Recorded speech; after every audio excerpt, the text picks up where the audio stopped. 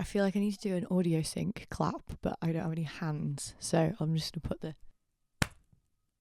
Hi guys, welcome to the first episode of the Fuzzy Felt Feelings podcast. My name's Lily and I am the creator of the podcast and also the album that's coming out.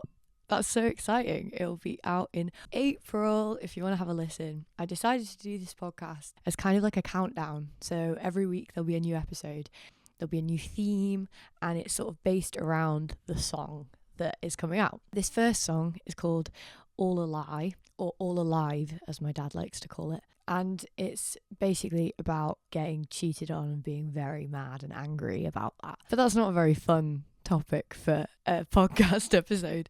So there are evil episodes coming up, just to let you know. I've pre-filmed a few of them, and yeah, there's some pretty diabolical story times coming up. But for this one, I just thought we'd do a cute little get to know me video. So I've written down 20 fun facts about me, because if there's one thing, this is a free one, if there's one thing that you should know about me, is that I love a fun fact. This is probably the most self-indulgent thing I've ever done. That's also a massive lie.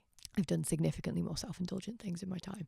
It's a very chill podcast, by the way. I've literally just woken up and I'm still in my pajamas, so we're not super professional around here. We're gonna bear with me as we go. At the end of each episode as well, I'm going to be reading a little bit of poetry, a poem that kind of connects to the song. Right, let's get things kicked off. Well, I'll give you... My name's Lily and I'm 22 years old. Am I? Yes. Am I? 22. Yes, I'm 22 years old. First piece of paper. It's a chunky one. These are my top 5 films of all time. I'm doing a letterboxd interview right now. Labyrinth. This isn't in any order, by the way. I love them all, but you know. Labyrinth, Moulin Rouge, Tangled, The Fox and the Hound, Never Ending Story. They are unbeatable films. You can't get better than those 5, I don't think. Fox and the Hound, every single time, makes me cry. Todd!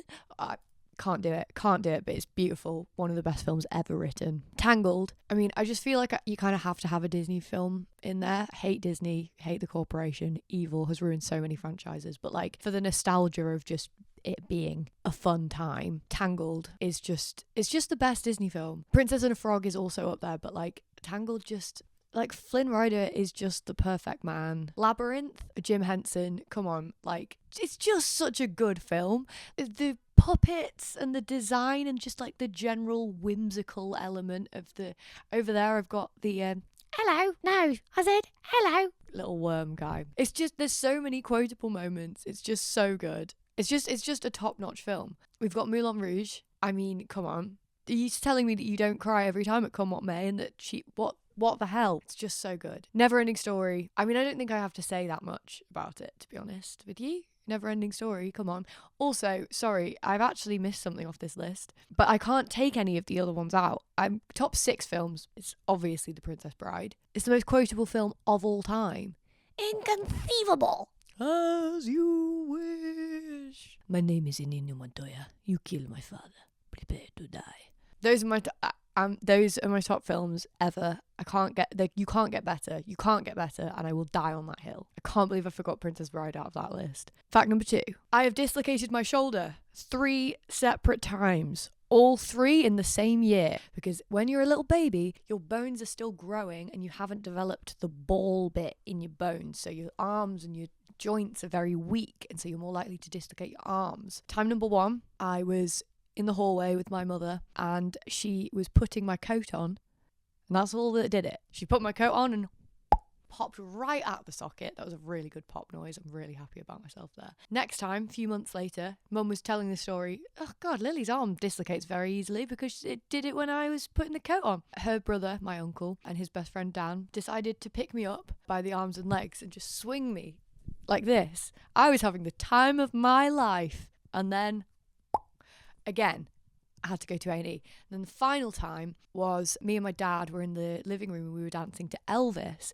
Another fun fact about me that isn't in this bowl is that I could speak very young, too young, scarily young. And we were dancing to Elvis and Dad grabbed me by my arms and swung me around again. And then And the lady, the nurse, she came up to me. She was like sort of baby talking at me and like, oh, like how did you do this? And I went, me and my daddy were dancing to Elvis, and just like spoke in full sentences. And she was like, what is wrong with this small child? Next fact. If I've had a bit of alcohol, I will not shut up. I'm a socially anxious extrovert. This is probably the worst thing about me. I need people to survive, and I love hanging out with people, and I just love having a fun time. But I'm also incredibly socially awkward. So it'll take about 2 to 3 years to really get to know the real me. Unless you just give me loads of booze, and then I will just never stop talking. It's a terrible combination. It's an absolutely terrible combination. I'm so awkward, but I need people. So I will just sort of awkwardly hover around you for a couple of years. Not a strong combo, I would have to say. Next fact. I have the world's worst taste in men. And you'll find this out very quickly from podcast episodes and from the album.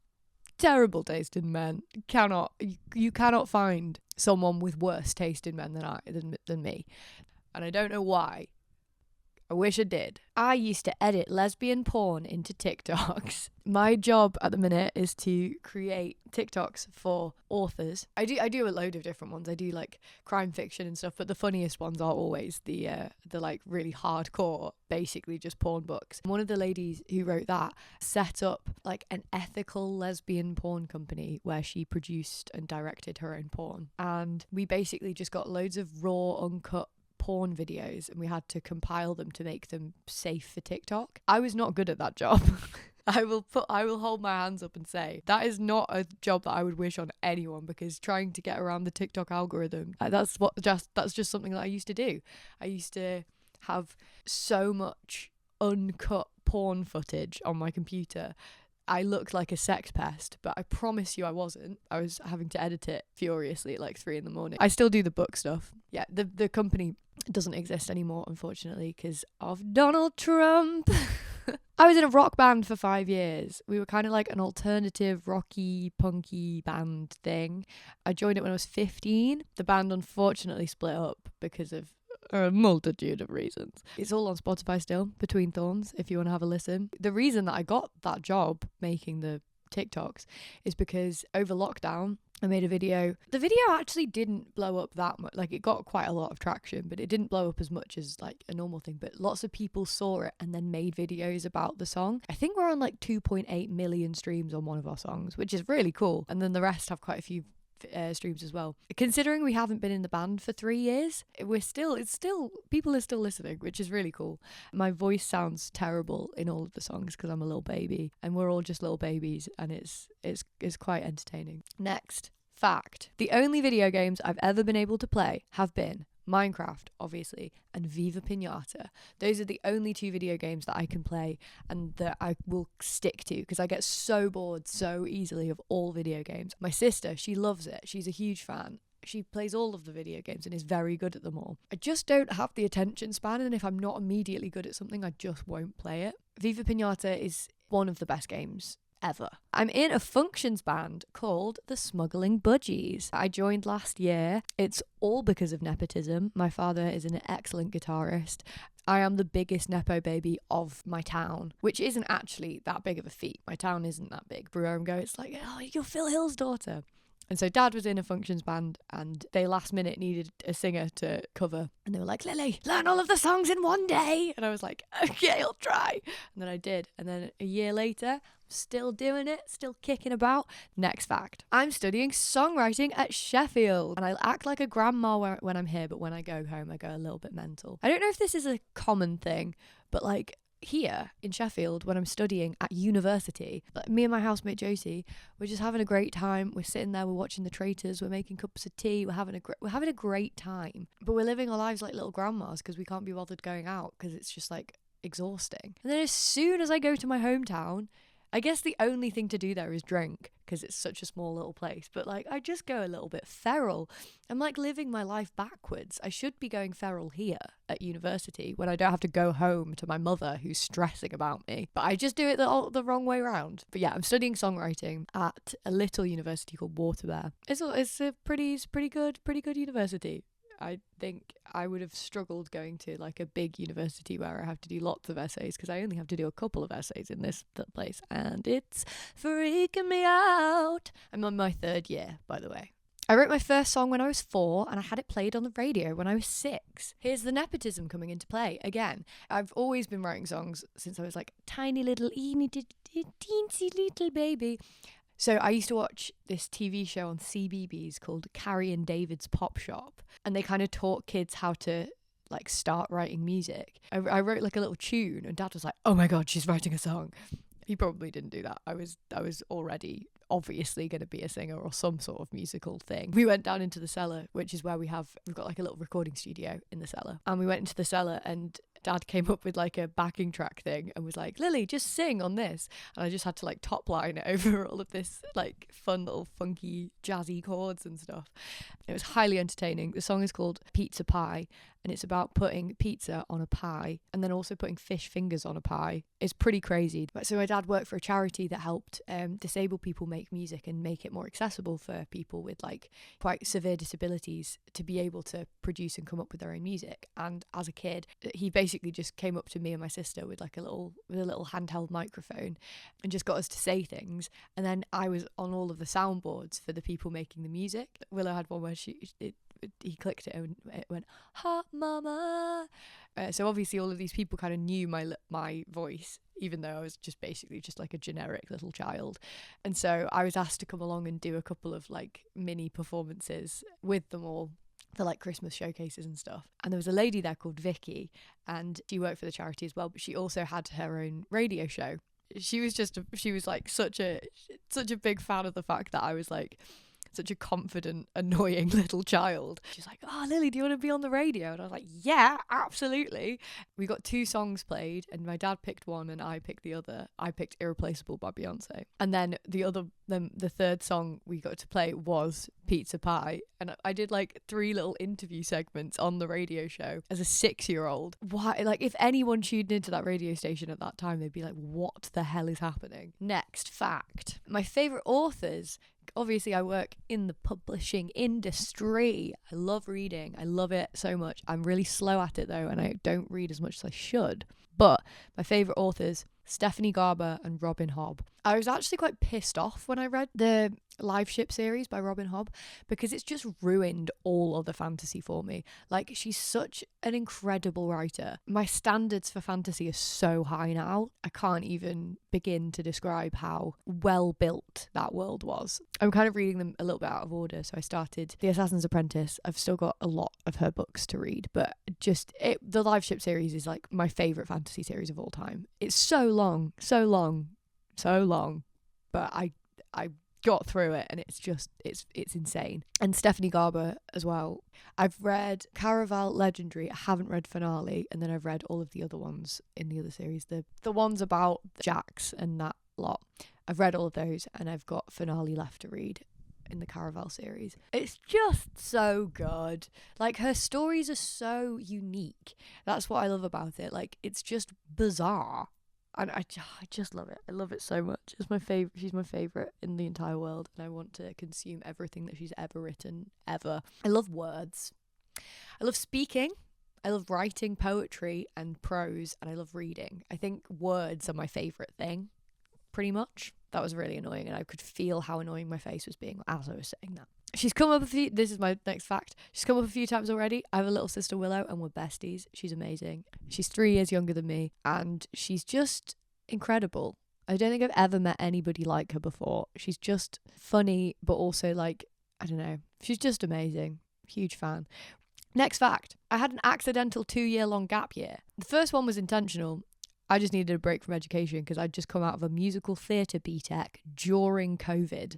Horrific, like genuinely one of the worst experiences of my entire life. And I was like, I cannot go back into education for a bit. So I took a year out, and I think everyone should take a year out personally. But I took a year out, and then I had applied to go and do drama at the University of Winchester. A terrible decision on my part. Why the hell are you going to do drama in Winchester? What?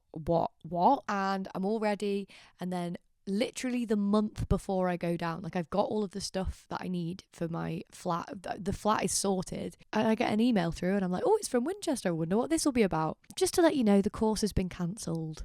Oh, excellent news. So they cancelled my course and I was like, well, what do I do? Do I defer? Like, do I apply to other universities like now? And like, what do I do? What am I meant to do in this situation? I had a boyfriend at the time, so I was chatting to him and I was like, I actually don't know what to do. And he was like, well, because he was staying in my like town for the next year, and he was like, well, maybe just like stay here for a bit and see what happens and try and find a uni.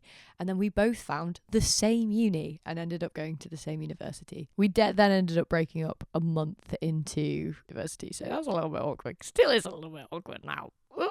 Anyway, it's fine. We're fine. Everything's fine. So I took an accidental 2-year gap year. It was meant to only be one, but what can I say? I'm a procrastinator. Next fact. I used to work in a crystal/costume shop. I used to work at a place called Spivey's Web, best place in the world. It's the most chaotic shop you will ever go into.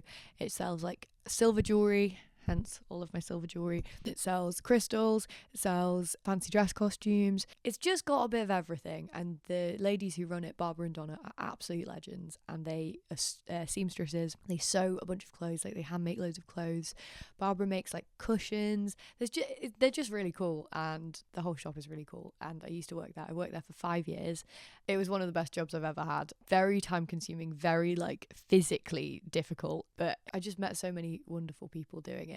And it was so much fun. And again, through nepotism, Willow got a job there after I'd gone. And she's only just stopped working there to go to university this year. So there's no Hills working. There's been a Hill working at Spivey's Web for 7 years now. And there's no Hills working there. It's mental. I still religiously watch edits of, they're called the 6 Idiots, but it's like the Horrible Histories cast and the Ghosts cast and the Yonderland cast. I still watch edits of them, and also BBC Merlin on YouTube. I think that gives you an insight into the kind of person that I am. I love it. I love it so much. I love watching those fun little edits of just like Merlin and Arthur being beautiful together, and just like, I could quote the entirety of Ghosts to you if you wanted me to. I could also quote the entirety of Yonderland to you if you wanted me to. And I can go through the entire Horrible Histories bloopers and tell you exactly what's going to happen next. I was very much a BBC kid growing up, and I think you can tell. You can always tell who was watching like Nickelodeon and Disney Channel and who was watching CBBC. And I was definitely a CBBC kid, which I'm proud of being. Proud to be a CBBC child, even though the BBC are kind of questionable. But, you know, as a child, I didn't know that. I will listen to basically anything musical and find something positive to say about it, because I'm insecure about my own music taste. Not because I think my music taste is bad, but because lots of people have told me that it's bad as I was growing up as a child. Going back to me being insufferable in high school, I was a big like Panic at the Disco, Fall Out Boy, My Chemical Romance kind of girly. And back then I would play it to my parents and they'd be like, Lily, please, what the hell? Just stop, please. And I was also a musical theatre kid, so I was playing musicals and Brendan Urie at the same time. It's just a lot, and I don't blame them. And then when I grew up a bit, I started listening to more sort of, not bedroom pop, like acoustic-y, like Lizzie McAlpine, Dodie, that kind of jam. Like, obviously people don't want to be listening to that kind of stuff at parties, so I would turn up at parties and people would be like, what do you want to listen to? And I'd be like, just put some Dodie on. And then if all else fails, 2010 pop anthems. And the people that I was friends with at that time were all like, punk rock, metal, let's do that. Or I'm like an indie boy and like, so there was no in between. And I was just very sad, and they always used to make fun of me. So I would listen to all of their music and make sure that they felt good about what they were playing. And I still do that to this day. I will always make the other person play the music, because I can find something that I enjoy about everything. Even like terrible drum and bass mixes, I can enjoy that sometimes. And I have had to enjoy that sometimes. Promise that wasn't any repressed emotion coming out there. I'm fine and healthy and normal, and definitely haven't been in a 3-week-long situationship where I had to listen to drum and bass the entire time. It's fine. Everything's fine. Everything's good. Next piece of paper. I will always be the first person to volunteer to do an activity at any given opportunity, because being a performer myself, I know the stress and anxiety that it is being on that stage and going, hey, can I have a volunteer? And nobody saying anything. So I'm like, before that happens, I'm going to do it. I will push past any social anxiety that I have to make your life easier. So like as a kid, we did like a tour around the BBC. My dad thought that he was booking us on to like see all of the CBBC sets and like whatever, but it was just like a normal BBC thing. And there was just a bunch of middle-aged people there, and they were like, why are these two children here? And there was like a volunteer that we could read off the auto prompter for the BBC breakfast show, and I was like, yeah, I'll do that. And I sat there and I did it, and I was like this little 8-year-old like and then they were like, and we went to the place where they recorded the Archers, and they were like, yeah, we need someone to run down this hallway screaming, and none of the adults wanted to do it, so I was like, I'll do it. And I ran down the corridor screaming, and then there was like a grand piano, like a really expensive grand piano, and they were like, who plays piano? I'd been taking lessons for a while, but like I could literally just play, the only thing I could play was a bicycle made for two, and I'd never practiced once, and I was like, I play piano. So I got to play in like this massive hall on a mega grand piano. I played on a bicycle built for two. It was awful. It was so bad. And they were like, why have we let this small child on this? But like I do that in every aspect, and I still do it. Like if I'm in a lesson and nobody's saying anything, I will squeeze something out of my brain to make it slightly less awkward. I have 17 tattoos. I have lots of them. A couple of them are terrible, but I love them. I've got 2 tattoos of fans in various places. I've got one of a naked lady behind a fan, and then I've got an electric fan on my arm, which is my first one. I've got the one of my dog is the worst one in the entire world. It's such a terrible tattoo. And I've got one of the hat from Jamiroquai's Virtual Insanity music video, because I met the bassist once in Brighton and just decided to get it tattooed. It's pretty bad. It's pretty terrible. It is one of the worst tattoos most people have seen. But I've got some really cool tattoos. Katie from Acadia Tattoos. Oh my god, go to her. She's amazing. She's the best tattoo artist ever. And she's done all of the ones that I go, look at this, isn't that cool? And everyone goes, yeah. I had an obsession with the Muppets. I have an obsession with the Muppets, and I used to watch them on repeat. As a small child, I would watch the Elton John Muppets episode back to back to back, again and again and again, all the time. Little baby Lily was obsessed with the Muppets. Kind of forgot about it. We watched the Muppets films, obviously, as when I was a kid, and I listened to all of the soundtracks and I knew it all off by heart, but I just thought that was a normal way to be obsessed with a film. Got to university, and for some reason in second year I was just like, hey, I want to start doing stuff with puppets. And so I've got re-obsessed, and now I know everything there is to know about the Muppets. I love them so much. Jim Henson is an icon. I watch podcasts about them. I consume them in every waking second of my life. I love the Muppets. I love the Muppets. This is the final fact. Oh, this is a really boring one to end on as well. It's just about my mental health. I have been told by multiple therapists that my people-pleasing is chronic. Multiple therapists have told me that I am genuinely a chronic people-pleaser, and that I need to sort it out, and that everything is fine. Just calm down. You don't need everyone to love and like you all the time. What I say to that? I do need everybody to love and like me all the time, please. Love and like me, please. I need your validation. Oh my god. It's the crux of all of my problems. It's fine though. I'm fine. Literally, I'm fine. I don't know what you're talking about. That's a really annoying one to end on, because all of the other facts you could go, yeah, obviously you're a massive people. The fact that I volunteer to make the actors feel good.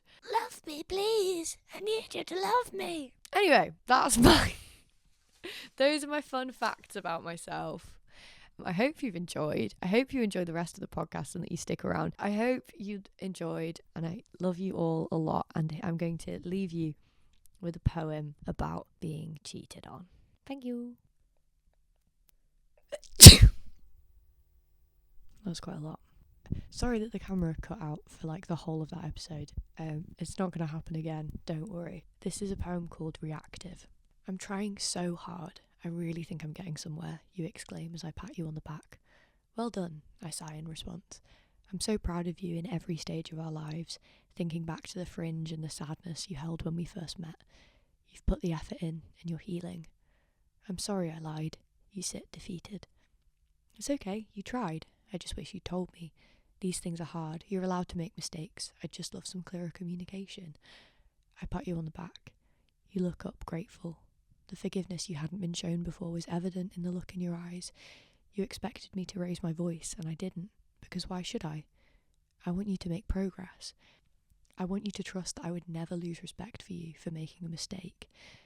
It happened again. It's okay. This is the last time. Don't worry about it. I lied. It's fine. I lied. That's fine. I lied. I'm fine.